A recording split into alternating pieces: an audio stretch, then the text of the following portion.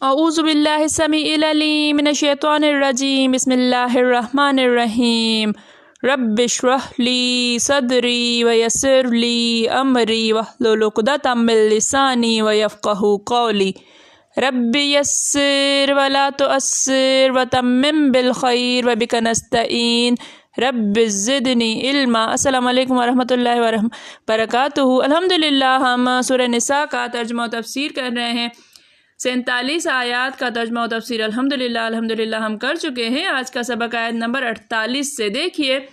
اعوذ باللہ من الشیطان الرجیم ان اللہ لا یغفر ان یشرک بہ ویغفر ما دون ذلک لمن یشاء ان بے شک اللہ لا یغفر لا نہیں یغفر بخشتا معاف کرتا ان یشرک بہ ان کے یشرک شرک کیا جائے بہ بے سے ہی اس کے ساتھ شریک ٹھہرائے، اس کا شریک ٹھہرائے، ویغفر اور یغفر وہ معاف کر دیتا ہے، وہ بخش دیتا ہے، ما دون ذالک ما جو دون علاوہ ذالک اس کے سوا ہے، لمن یشاء لے کے لیے من جس کو یشاء وہ چاہے، جس کسی کو وہ چاہے اس کے سوا وہ معاف کر دیتا ہے، ومن یشرک اور من جس نے یشرک شرک کیا، شریک ٹھہرایا، باللہ بے کا اللہ کے ساتھ، فقد افترا پس قد تحقیق افترا باندھا، اسمن گناہ، عظیمن بڑا پس اس نے بہت بڑا بہتان باندھا، گناہ باندھا، ان اللہ لا یغفر ان یشرک بہ بے شک اللہ تعالیٰ نہیں بخشتا کہ اس کے ساتھ شریک ٹھہرائے کوئی، وَيَغْفِرُ مَا دُونَ ذَلِكَ اور وہ بخش دیتا ہے اس کے علاوہ جو چاہے، جو کچھ بھی، لمن یشاء جس کے لیے بھی چاہے، جس کو چاہے اس کے علاوہ وہ بخش دیتا ہے، وَمَن يُشْرِكْ بِاللَّهِ اور جو کوئی اللہ کے ساتھ شریک ٹھہراتا ہے، فَقَدِ افْتَرَىٰ اسْمًا عَظِیمًا بس اس نے بہت بڑا بہتان باندھا۔ اللہ اس گناہ کو نہیں بخشے گا کہ کسی کو اس کا شریک بنایا جائے اور اس کے سوا اور گناہ جس کو چاہے معاف کر دے، اور جس نے اللہ کا شریک مقرر کیا اس نے بڑا بہتان باندھا۔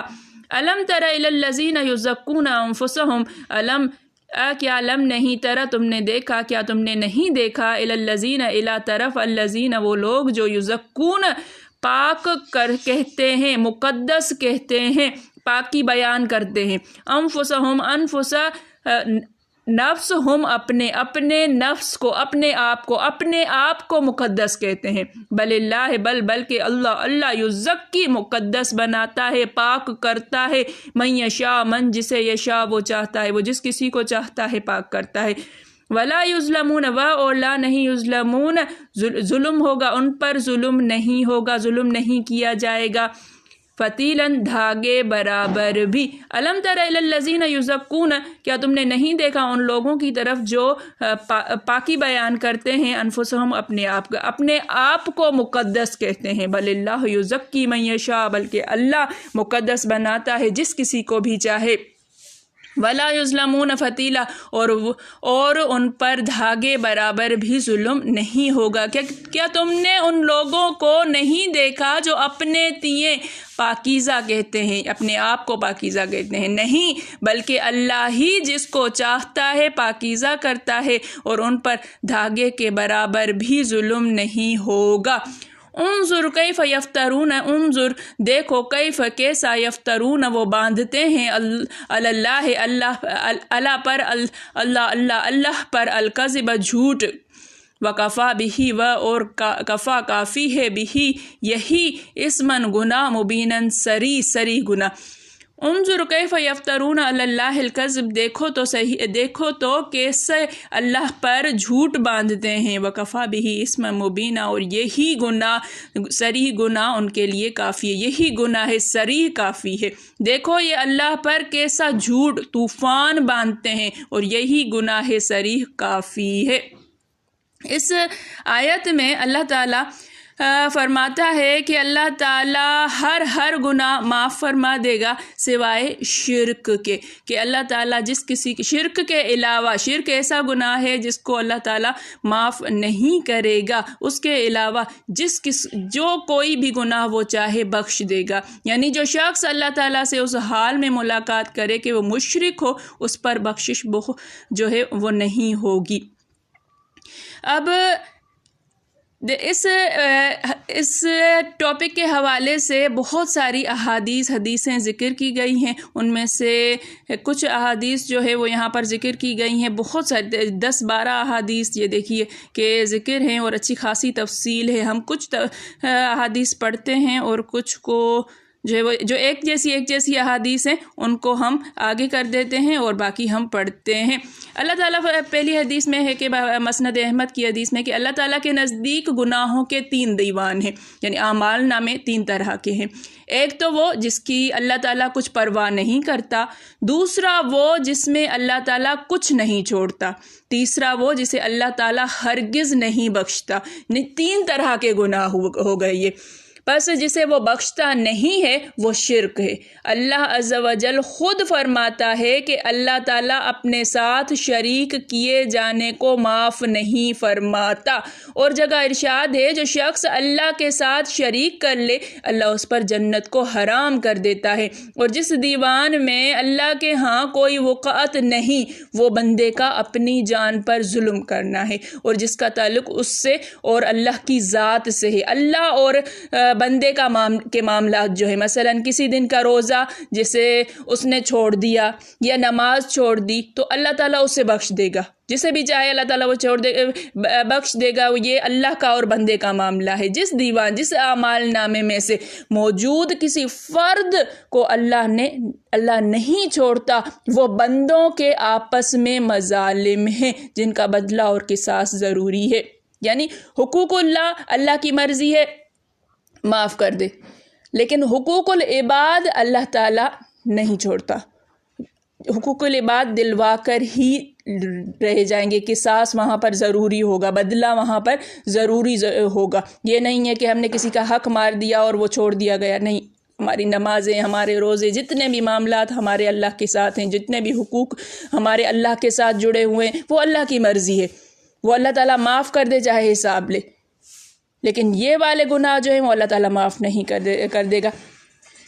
الفاظ کے پیر گھیر سے جو ہے وہ ہیر پھیر سے کچھ اور احادیث بھی موجود ہیں، ہم ان کو آگے چلتے چلتے جو ہے وہ کہتے ہیں کہ مسند احمد میں جو بندہ لا الہ الا اللہ کہے پھر اسی پر اس کا انتقال ہو وہ ضرور جنت میں جائے گا۔ یہ سن کر ابو ذر نے دریافت کیا، حضرت ابو ذر نے، کہ اگر اس نے زنا اور چوری بھی کی ہو؟ آپ نے فرمایا گو اس نے زناکاری اور چوری بھی کی ہو۔ 3 مرتبہ یہی سوال جواب ہوا۔ چوتھے سوال پر آپ نے فرمایا چاہے ابو ذر کی ناک خاک آلود ہو۔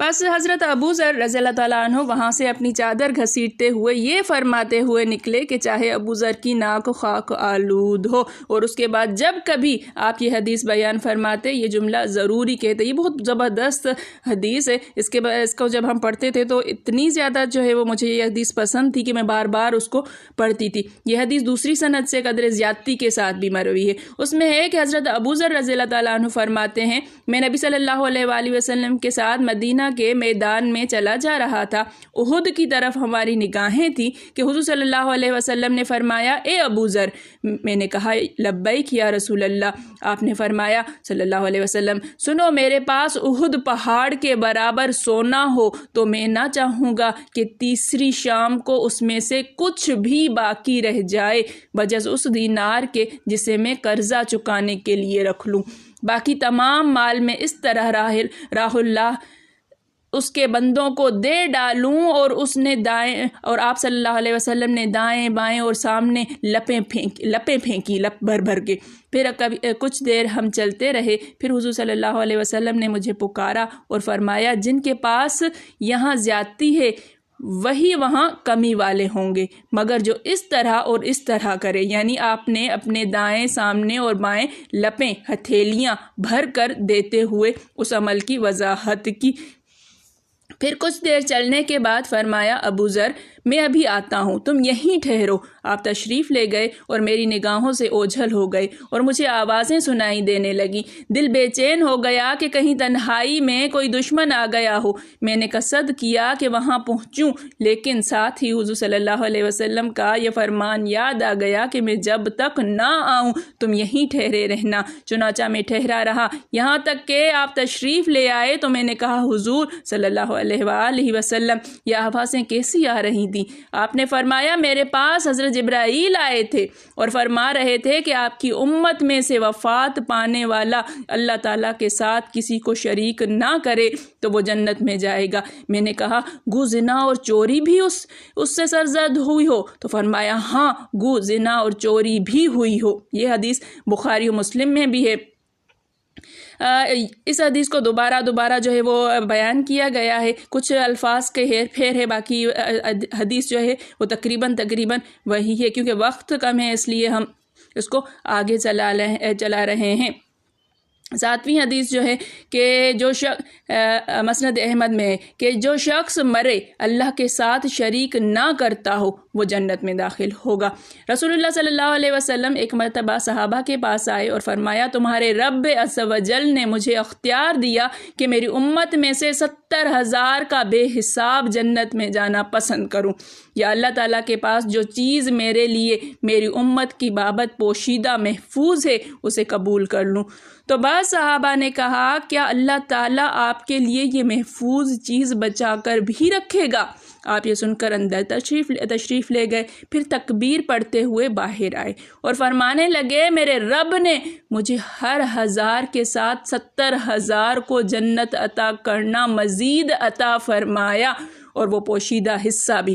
حضرت ابو ایوب انصاری جب یہ حدیث بیان فرما چکے تو حضرت ابو رحم نے سوال کیا کہ وہ پوشیدہ محفوظ کیا ہے؟ اس پر لوگوں نے انہیں کچھ کہنا شروع کر دیا کہ کہاں تم اور کہاں حضور صلی اللہ علیہ وسلم کے لیے اختیار کردہ چیز۔ حضرت ایوب رضی اللہ تعالیٰ عنہ نے فرمایا، سنو، جہاں تک ہمارا گمان ہے، جو گمان یقین کے قریب ہے، یہ ہے کہ وہ چیز جنت میں جانا ہے۔ ہر اس شخص کا جو سچے دل سے گواہی دے کہ اللہ ایک ہے، اس کے سوا کوئی معبود نہیں، اور محمد صلی اللہ علیہ وآلہ وسلم اس کے بندے اور رسول ہیں۔ پھر 9ویں حدیث ہے کہ ایک شخص حضور صلی اللہ علیہ وسلم کی خدمت میں حاضر ہوا اور کہا کہ یا رسول اللہ، میرا بھتیجا حرام سے باز نہیں آتا۔ آپ نے فرمایا، اس کی دینداری کیسی ہے؟ کہا، نمازی ہے اور توحید والا ہے۔ اور آپ نے فرمایا، جاؤ اس سے اس کا دین بطور ہبہ کے یا سبا کے طلب کرو، اگر انکار کرے تو اس سے خرید لو۔ اس نے جا کر اس سے طلب کیا تو اس نے انکار کر دیا۔ اس نے آ کر حضور صلی اللہ علیہ وسلم کو خبر دی تو آپ نے فرمایا، میں نے اسے اپنے دین پر چمٹا ہوا پایا۔ اس پر آیت ان اللہ لا یغفر نازل ہوئی۔ پھر 10ویں حدیث ہے، اس میں بھی کچھ اس طرح کا ہی ہے۔ اگلی آیت کی طرف ہم چلتے ہیں کہ اگلی آیت جو ہے کہ اپنی پاکی بیان نہ کرو۔ مسند احمد میں ہے کہ حضرت ابو ہریرہ نے سخم بن جوش یمامی رحمۃ اللہ سے کہا کہ اے یمامی، کسی شخص سے ہرگز یہ نہ کہنا کہ اللہ تعالیٰ تجھے نہیں بخشے گا یا تجھے جنت میں داخل نہ کرے گا۔ یمامی نے کہا، حضرت یہ بات تو ہم لوگ اپنے بھائیوں اور دوستوں سے بھی غصے میں کہہ جاتے ہیں۔ آپ نے فرمایا، خبردار، ہرگز نہ کہنا۔ سنو، میں نے رسول اللہ صلی اللہ علیہ وسلم سے سنا ہے، آپ نے فرمایا، بنی اسرائیل میں 2 شخص تھے، ایک تو عبادت میں بہت چست چالاک اور دوسرا اپنی جان پر زیادتی کرنے والا، اور دونوں میں دوستانہ اور بھائی چارہ تھا۔ عابد بسا اوقات اس دوسرے کو کسی نہ کسی گناہ میں دیکھتا رہتا تھا۔ اے شخص، باز رہ، جواب دیتا، تو مجھے میرے رب پر چھوڑ دے، کیا تو مجھ پر نگہبان بنا کر بھیجا گیا ہے؟ ایک مرتبہ عابد نے دیکھا کہ وہ پھر کسی گناہ کے کام کو کر رہا ہے جو گناہ اسے بہت بڑا معلوم ہوا، تو کہا، افسوس تجھ پر باز آ۔ اس نے وہی جواب دیا تو عابد نے کہا کہ اللہ کی قسم، اللہ تجھے ہرگز نہ بخشے گا یا جنت نہ دے گا۔ اللہ تعالیٰ نے اس کے پاس فرشتہ بھیجا جس نے ان کی روحیں قبض کر لی۔ جب دونوں اللہ تعالیٰ کے ہاں جمع ہوئے تو اللہ تعالیٰ نے اس گناہ گار سے فرمایا، جا اور میری رحمت کی بنا پر جنت میں داخل ہو جا، اور اس عابد سے فرمایا، کیا تجھے حقیقی علم تھا، کیا تو میری چیز پر قادر تھا، اسے جہنم کی طرف لے جاؤ۔ حضور صلی اللہ علیہ وسلم نے یہ بیان فرمایا، اس کی قسم جس کے ہاتھ میں ابو القاسم کی جان ہے، اس نے ایک کلمہ زبان سے ایسا نکال دیا جس نے اس کی دنیا اور آخرت برباد کر دی۔ دیکھیے کہ یہ اپنی پاکی بیان کرنا، کسی اور کو یہ کہنا کہ تو بخشا نہیں جائے گا، تو اتنا گناہ گار ہے۔ کسی کو گناہ گار ہم جب کہتے ہیں تو اس کا مطلب یہ ہوتا ہے ہم خود کو جو ہے بہت نیک سمجھ رہے ہوتے ہیں۔ اللہ تعالیٰ کو یہ کلمات پسند نہیں ہیں، ہرگز اللہ تعالیٰ کو یہ کلمات پسند نہیں ہیں۔ اس کے اندر اور بھی چیزیں جو ہیں وہ لکھی ہوئی ہیں، اس کو آگے بڑھاتے ہیں کہ اللہ تعالیٰ اگلی والی آیت میں فرماتا ہے کہ اللہ کے ساتھ جو شرک کرے اس نے بڑے گناہ کا افترا باندھا، جیسے اور آیت میں ہے شرک بہت بڑا ظلم ہے۔ بخاری مسلم میں حضرت ابن مسعود رضی اللہ تعالیٰ عنہ انہوں نے معلوم کیا، پوچھا کہ سب سے بڑا گناہ کیا ہے؟ رسول اللہ صلی اللہ علیہ وسلم فرماتے ہیں تمہیں سب سے بڑا کبیرہ گناہ بتاتا ہوں، وہ اللہ تعالیٰ کے ساتھ شریک کرنا ہے۔ پھر آپ نے اسی آیت کا یہ آخری حصہ تلاوت فرمایا، پھر ماں باپ کی نافرمانی کرنا۔ پھر آپ نے یہ آیت تلاوت کی کہ انشکر لی ولوالدیک الی المصیر، میرا شکر کر اور اپنے ماں باپ کا شکریہ کر، میری طرف لوٹنا ہے۔ دیکھیے کہ اللہ تعالیٰ کے ساتھ شرک کرنا سب سے بڑا گناہ، اس کے بعد جو دوسرے نمبر پہ بہت بڑا گناہ ہے وہ اپنے والدین کی نافرمانی کرنا، انہیں دکھ دینا، ان کو تکلیف دینا۔ اللہ تعالیٰ سمجھنے کی توفیق عطا فرمائے۔ میرے پڑھانے میں، آپ کے پڑھنے میں، میرے سمجھانے میں، آپ کے سمجھنے میں کوئی غلطی، خطا، بھول چوک ہو گئی ہو تو میں اللہ کے حضور میں توبہ کرتی ہوں اور معافی کی خواستگار ہوں۔